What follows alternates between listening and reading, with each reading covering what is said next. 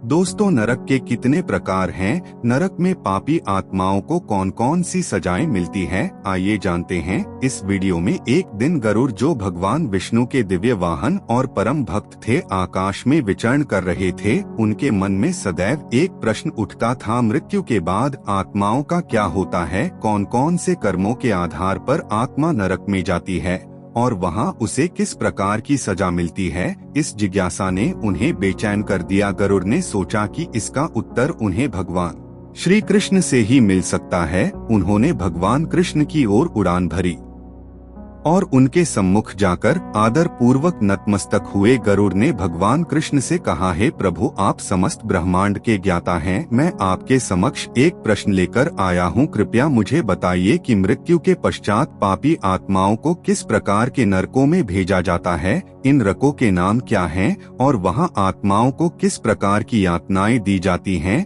भगवान श्री कृष्ण ने गरुड़ के प्रति करुणा और स्नेह दिखाते हुए कहा, हे गरुड़, तुमने अत्यंत महत्वपूर्ण प्रश्न किया है। इस संसार में हर कर्म का फल अवश्य मिलता है, चाहे वह पुण्य हो या पाप। जिन आत्माओं ने जीवन में पाप किए हैं, उन्हें विभिन्न नरकों में भेजा जाता है, जहां उन्हें उनके कर्मों के अनुरूप दंड दिया जाता है। यह नरक आत्मा को शुद्ध करने के लिए होते हैं, ताकि वह अपने पापों का प्रायश्चित कर सके और आगे की यात्रा में मोक्ष की ओर अग्रसर हो सके। भगवान श्री कृष्ण ने कहा, हे पक्षीराज, अब मैं तुम्हें एक एक करके उन सभी नरकों के बारे में बताता हूँ, जहाँ पापियों को उनके कर्मों के अनुसार कष्ट दिया जाता है। ध्यान पूर्वक सुनो, क्योंकि इन नरकों का वर्णन तुम्हें संसार के पापों से सचेत करेगा। भगवान श्री कृष्ण ने कहा, हे पक्षीराज गरुड़, सबसे पहले मैं तुम्हें ररव नरक के बारे में बताता हूँ। यह नरक उन लोगों के लिए है जो लोभ और क्रूरता से दूसरों को कष्ट पहुँचाते हैं। इस नरक में पापियों को भयंकर और विशालकाय सर्पों द्वारा सताया जाता है। सर्प उन्हें बार बार काटते हैं और उनका शरीर विषव से जलने लगता है। यह कष्ट पापियों की लोभ और निर्दयता का परिणाम है। वहाँ की पीड़ा इतनी तीव्र होती है कि पापी आत्माएं सर्पों के डसने से तड़पते हुए अपनी मुख के लिए प्रार्थना करती है, परंतु यमदूत उनकी सुनते नहीं है। श्री कृष्ण ने कहा, हे गरुड़, अब मैं तुम्हें शुकर मुख नरक के बारे में बताता हूँ। यह नरक उन लोगों के लिए है जिन्होंने छल कपट और धोखे से अपना जीवन जिया। जो लोग दूसरों को धोखा देकर धन संपत्ति या प्रतिष्ठा हड़प हैं, वे यहाँ आते हैं। इस नरक में पापियों को उबलते हुए कड़ाहों में डाला जाता है, जहाँ वे जलते रहते हैं। यह उबलता हुआ तरल उनके छल पूर्ण आचरण का प्रतीक है और उन्हें यहाँ अत्यधिक पीड़ा सहनी पड़ती है। श्री कृष्ण ने कहा, हे पक्षीराज, अब तामस नरक के बारे में सुनो। यह नरक उन पापियों के लिए है जिन्होंने अपने ही परिवार और रिश्तेदारों के साथ विश्वासघात किया हो। ऐसे लोग जिन्होंने अपने परिवार के लोगों से धोखे से संपत्ति या अधिकार छीन लिए हो, वे यहाँ आते हैं। इस नरक में पापियों को घने अंधकार में कर रखा जाता है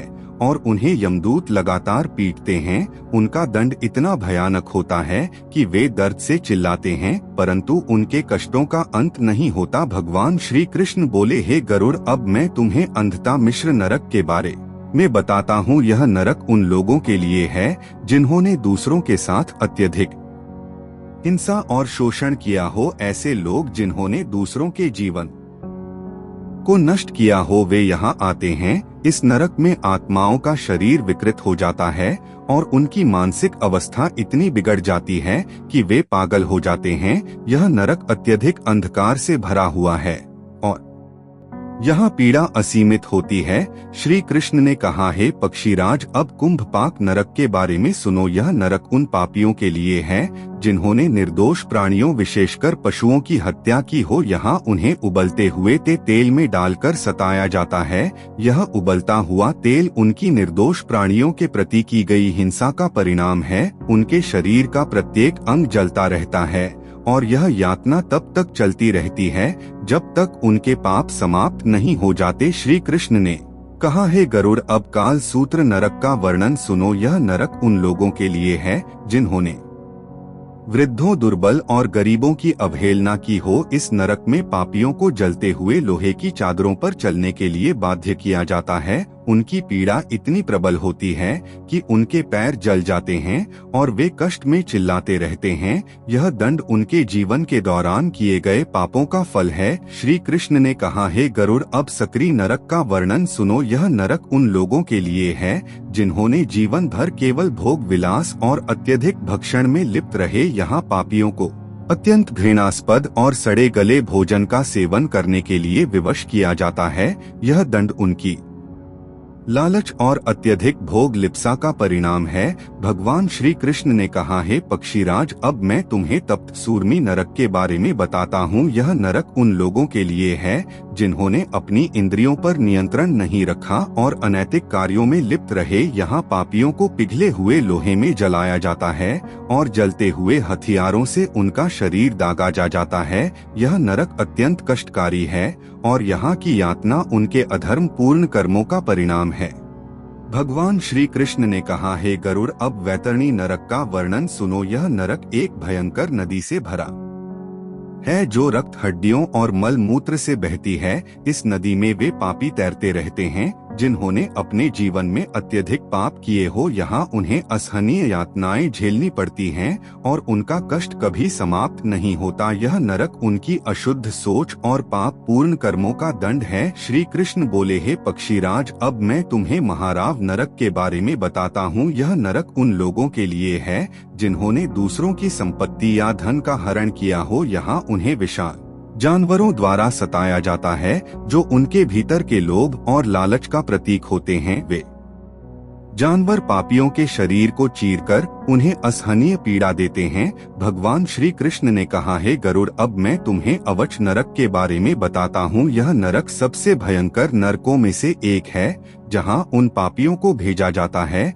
जिन्होंने निर्दोष लोगों की हत्या की हो। यहाँ आत्माओं को निरंतर पीड़ा दी जाती है और उनका कष्ट कभी समाप्त नहीं होता। भगवान श्री कृष्ण बोले, हे पक्षीराज, अब मैं तुम्हें अतिशत नामक नरक के बारे में बताता हूँ। यह नरक स्वभाव से अत्यंत शीतल है और इसका विस्तार महाररव नरक के समान बहुत लंबा है। यहाँ गहन अंधकार व्याप्त रहता है और पापियों को असह्य ठंड सहनी पड़ती है। यमदूत इन पापियों को यहाँ बांध देते हैं और वे एक दूसरे का आलिंगन कर ठंड से बचने की कोशिश करते हैं। उनके दांत ठंड के कारण कटकट आते हैं और उनका पूरा शरीर ठंड से कांपने लगता है। इस नरक में पापियों को भूख और प्यास भी बहुत अधिक सताती है, लेकिन उनकी पीड़ा का कोई अंत नहीं होता। यहाँ की ठंडी हवाएं इतनी कठोर होती हैं कि वे शरीर की हड्डियों को तोड़ देती हैं। यहाँ के प्राणी भूख से त्रस्त होकर अपनी गलती हुई हड्डियों, मज्जा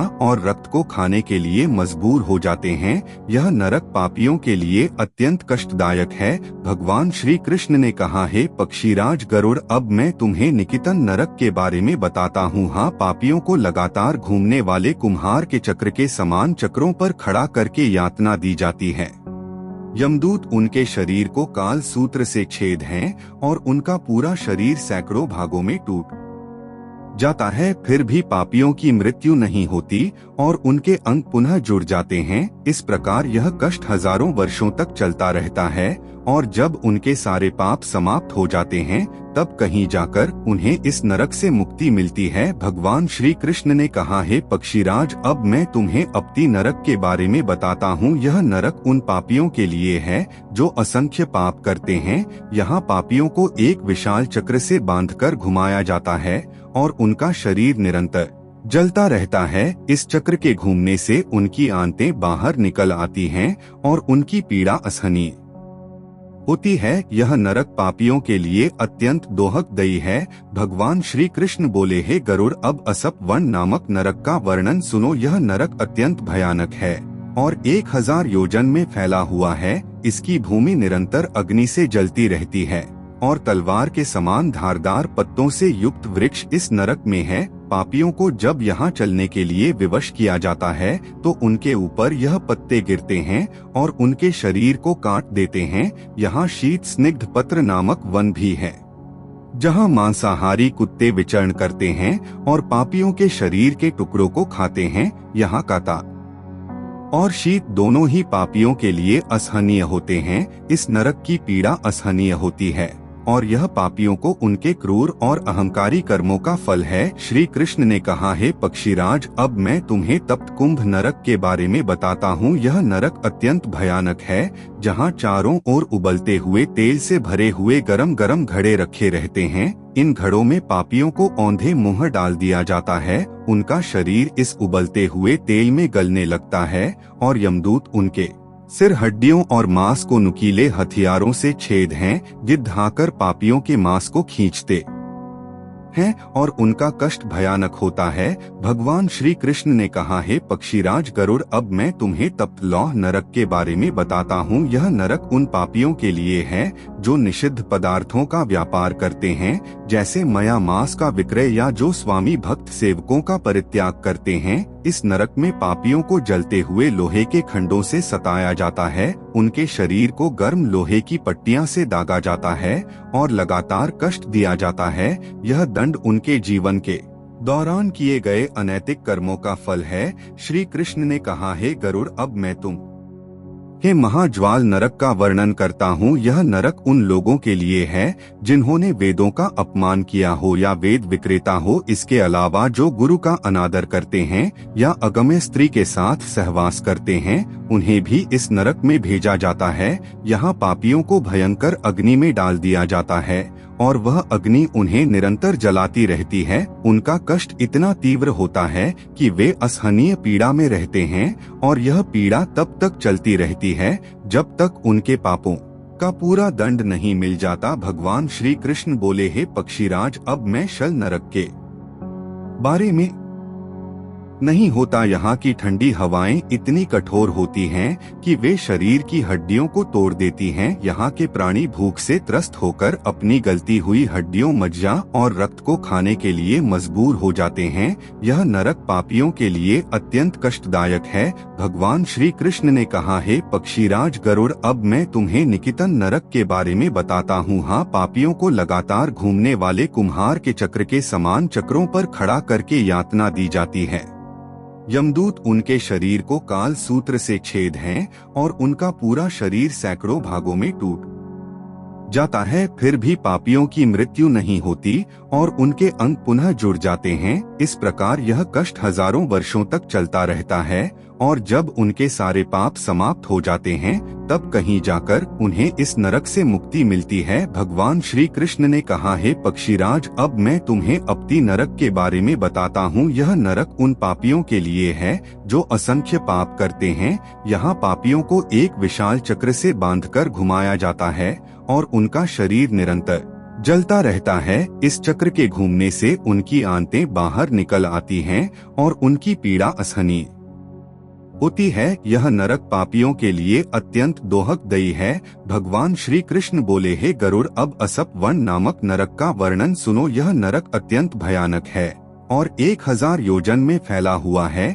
इसकी भूमि निरंतर अग्नि से जलती रहती है और तलवार के समान धारदार पत्तों से युक्त वृक्ष इस नरक में है। पापियों को जब यहाँ चलने के लिए विवश किया जाता है तो उनके ऊपर यह पत्ते गिरते हैं और उनके शरीर को काट देते हैं। यहाँ शीत स्निग्ध पत्र नामक वन भी है, जहाँ मांसाहारी कुत्ते विचरण करते हैं और पापियों के शरीर के टुकड़ों को खाते हैं। यहाँ काता और शीत दोनों ही पापियों के लिए असहनीय होते हैं। इस नरक की पीड़ा असहनीय होती है और यह पापियों को उनके क्रूर और अहंकारी कर्मों का फल है। श्री कृष्ण ने कहा, हे पक्षीराज, अब मैं तुम्हें तप्त कुंभ नरक के बारे में बताता हूँ। यह नरक अत्यंत भयानक है, जहाँ चारों ओर उबलते हुए तेल से भरे हुए गरम गरम घड़े रखे रहते हैं। इन घड़ों में पापियों को औंधे मुंह डाल दिया जाता है। उनका शरीर इस उबलते हुए तेल में गलने लगता है और यमदूत उनके सिर, हड्डियों और मांस को नुकीले हथियारों से छेद हैं,